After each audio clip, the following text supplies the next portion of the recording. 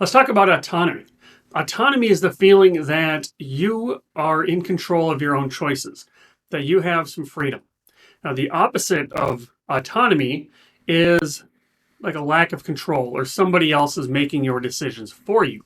It can feel like you're kind of like a puppet or a marionette. Somebody else is telling you what to do. So if you can switch that and break free from your strings, if you can learn to make your own choices and not be a puppet, that's what we would call autonomy. Autonomy is doing things because you want to do them. That's full autonomy.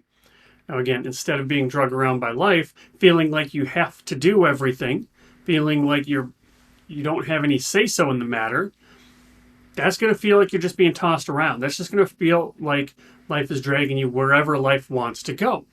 Instead, if you can grab life by the horns, say, and choose where you're going, that's going to feel a lot more meaningful. So let's talk about our psychological needs. We can think about self-determination theory. That's just a fancy way of saying there are basic psychological needs that we all have. And we've already talked about the A of ABC, and this is autonomy. So feeling like you've got agency in your life, that you're not just being tossed around. Now, the second one is relatedness or belonging. And this is the sense that we are social creatures. So we need to interact with other people. So if we can feel like we're making our own choices and we can relate to other people and socialize, that's helpful. Then also a sense of competency. That is mastery over something. It doesn't always need to be your job. Some people find competency through their work, but this could be a hobby. This could be woodworking. It could be sewing. It could be knitting or anything, really. But feeling mastery over something. My mentor, Ted Klontz, uses a different sort of way of viewing psychological needs and physical needs. All of our human needs are related to ABC SSS. And autonomy, again, making your own decisions. Belonging is the sense that you belong to a group, you fit in somewhere. Connection is having interpersonal relationships within that group to which you belong. So belonging might be saying that you're a Chiefs fan. Connection is having people to go to the Chiefs game with, or wherever you're from, Packers fan or Minnesota Vikings fan. S, safety and security. It's hard to feel like you're having a meaningful life if you don't feel safe, if you don't feel a sense of security. Second S here is self-expression. We have stuff to say, and we want to feel that we can voice our opinions when we can. A lot of this is going to be overlapping, because if we have good connection, we're going to be able to self-express and so on. And then significance. We need to feel like life has value. Now, what you'll notice is when you look at both of these, they both have autonomy. Autonomy is very important in order to feel a meaningful life. Now, they also both have a sense of social connection. But social connection alone, without feeling like we are in control of our choices, won't feel as well. Now let's talk about meaning in life. Meaningful living is kind of the intersection of three areas.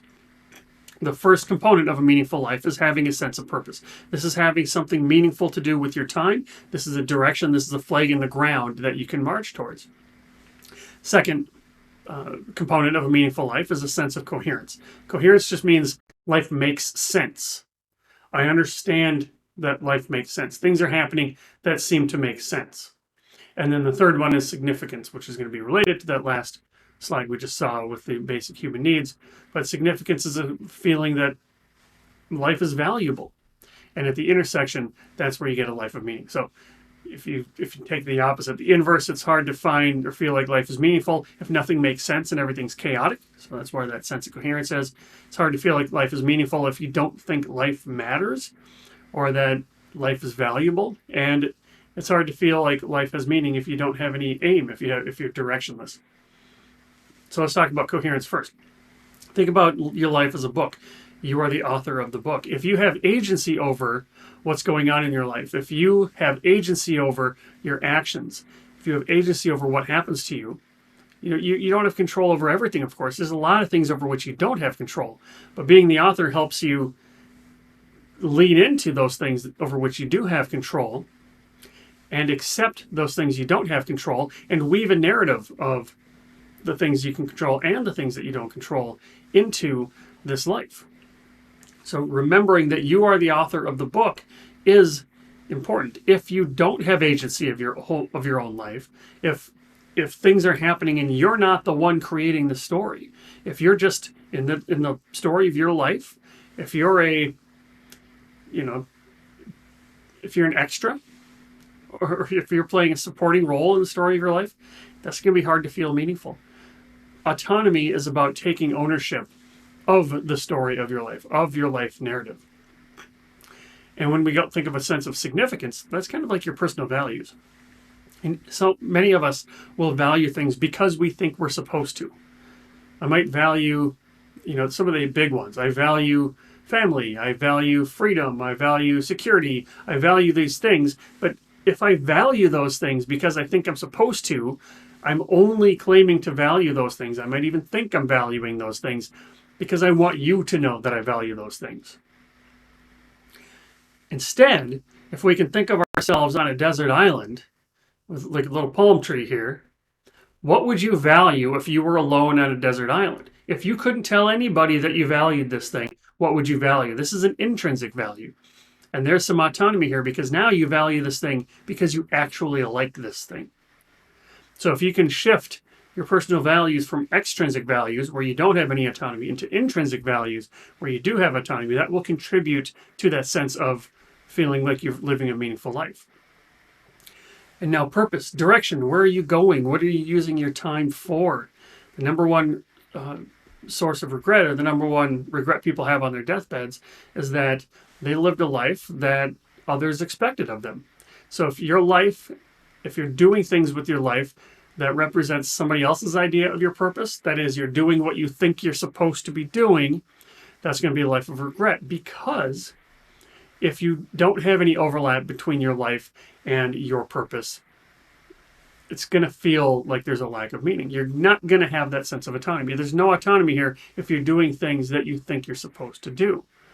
So the trick is to find out what your purpose is and do things, have agency over your time, have agency over what you want to do in order to feel that sense of autonomy. Because at the end of the day, one way that we can live a meaningful life is to connect our life and our values. And when we connect our life and our values, we're feeling a sense of autonomy. So how can you include more autonomy in your life? Are there areas of your life where it feels like you're doing things because you think you're supposed to? Are there areas of your life where you can take more ownership of your choices? If you do that, you're going to be walking down the path towards more meaningful living. Greetings, Derek again. Thank you so much for watching. If you want to learn more, please head to meaning.blog, and there you can learn about all things related to money and mindset and purpose and meaning. And you'll be able to find out how we might be able to work together. You'll find more articles. You'll find links to videos. You'll find online courses, all kinds of things to get you going on your journey towards living more intentionally.